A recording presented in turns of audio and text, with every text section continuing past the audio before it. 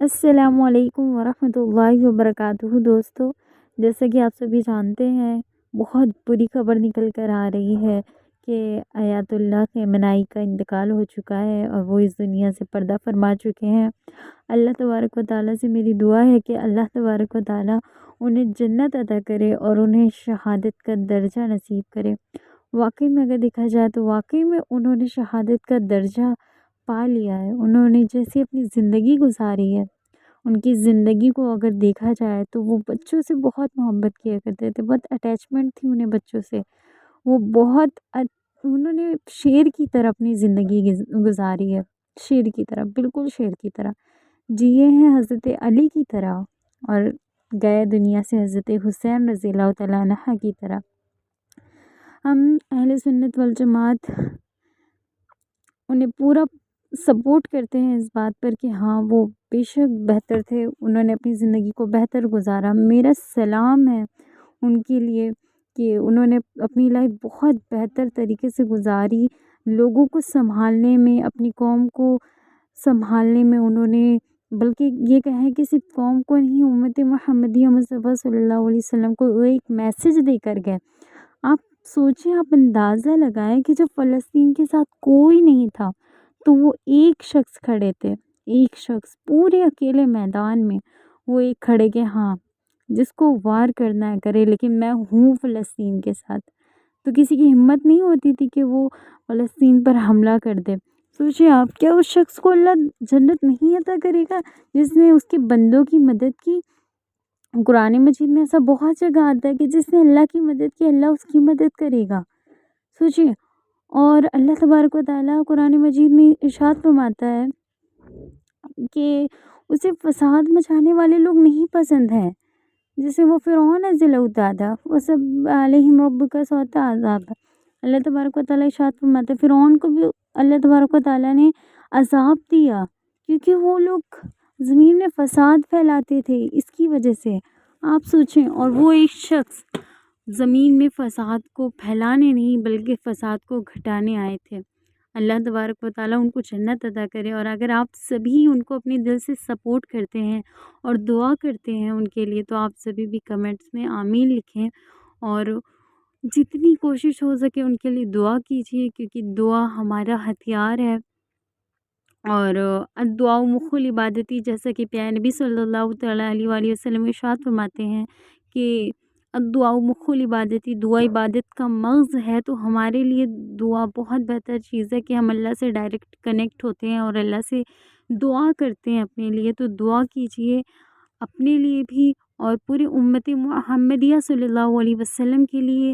اور ہاں، اس کے بارے میں آپ کو بتا دوں کہ ابھی ہمارے پیارے نبی صلی اللہ علیہ وسلم نے اس کے بارے میں کیا حدیث ارشاد فرمائی تھی، تو میں آپ کو بتاتی ہوں۔ وہ ثابت حدیث ہے، ہمارے پیارے نبی حضرت محمد مصطفیٰ صلی اللہ علیہ وسلم ارشاد فرماتے ہیں کہ ایک وقت ایسا آئے گا کہ جب یہودی پتھر کے پیچھے چھپا ہوا ہوگا تو پتھر بھی آواز دے گا، اے مومن میرے پیچھے یہودی چھپا ہے، آ تو اسے مار دے۔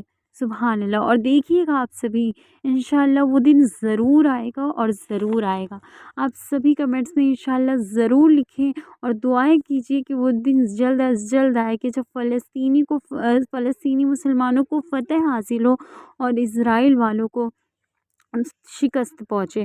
اور وہ دن ضرور آئے گا، اور میں آپ کو بتاتے چلوں کہ ابھی تو وہ دن آیا بھی نہیں ہے، پھر بھی ڈر رہے ہیں یہ لوگ، تو ابھی بھی ڈر رہے ہیں، لیکن ابھی وہ دن تو آنا باقی ہے انشاءاللہ۔ کہ جیسا کہ ہمارے پیارے نبی صلی اللہ علیہ وسلم نے ارشاد فرمایا کہ پتھر بھی کہے گا کہ میرے پیچھے یہودی ہیں، مار دے اسے مومن۔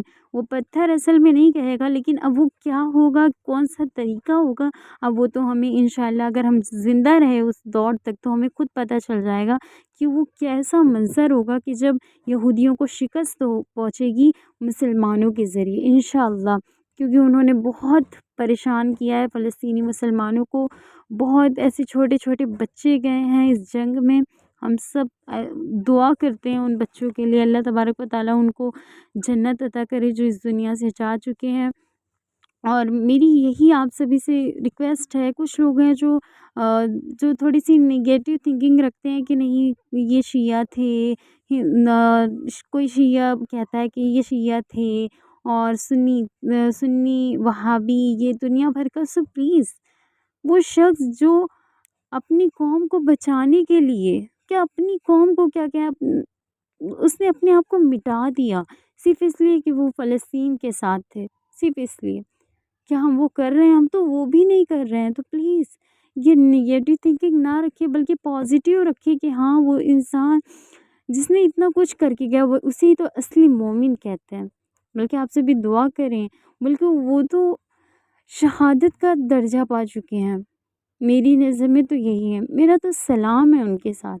لٹرلی وہ انہوں نے ایسا کام کیا ہے کہ جو کام شاید ہی اب ان کے بعد ہی کوئی ایران کا ایسا پرائم منسٹر کر سکے.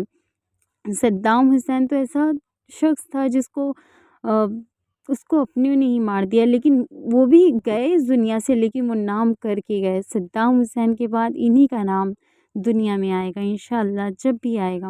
اور میری آپ سبھی لوگوں سے ریکویسٹ ہے پلیز اس ویڈیو کو اور جگہ بھی شیئر کیجیے اور پلیز دعائیں کیجیے امت محمدیہ صلی اللہ علیہ وسلم کے لیے کیونکہ ہماری قوم امت مسلمہ بہت مصیبت میں ہے.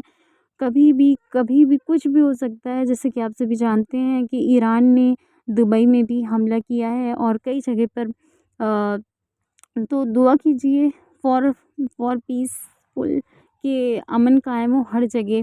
اور اگر ایسا نہیں ہوگا تو یہ نشانی ہو سکتی ہے ورلڈ وار 3 کی. تو فساد تو اچھی بات نہیں ہوتی ہے جیسا کہ ہمارا اسلام ہمیں سکھاتا ہے. فساد اچھی بات نہیں ہوتی ہے.